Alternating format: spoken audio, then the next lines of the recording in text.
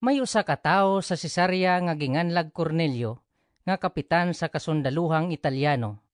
Si Cornelio usa ka tawo nga relihiyoso, ug ang tibuok niyang banay nagsimba sa Dios. Dako siyag nahimo sa pagtabang sa mga kabos, ug kanunay siyang nagampo sa Dios. Mga 3:00 sa hapon, nakita niya klaro sa usa ka pananawon ang anghel sa Dios nga miduol kaniya ug miingon, Cornelio! Mitutok siya sa anghel uban ang kahadlok ug miingon, Unsa man, sir? Ang anghel mitubag, Ang imong mga pag-ampo ug mga buhat sa kaluoy, gidawat sa Dios ug nahinumdum siya kanimo.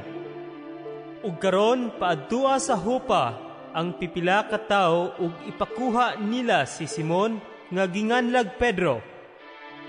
Atua siya mag-abot sa balay ni Simon nga magpapanit, nga nagpuyo duol sa dagat. Unya, sa pagpahawa na sa anghel, gitawag ni Cornelio ang duha sa iyang mga sulugoon ug usa ka sundalo nga relihiyoso nga usa sa iyang mga sinaligan. Gisuginlan niya sila sa nahitabo ug gipaadto sa Jopa. Pagkasunod adlaw sa may kaudtuhon, samtang sila nagpaingon ug nagkaduol sa Jopa, misaka si Pedro sa atop sa balay aron sa pagampo.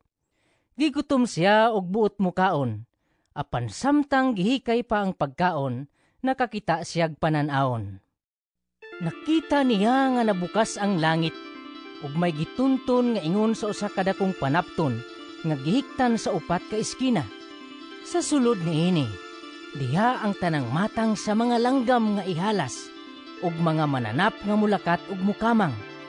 Unya may tingog nga miingon kaniya, Hala, Pedro, pag-ihaw ug kaon.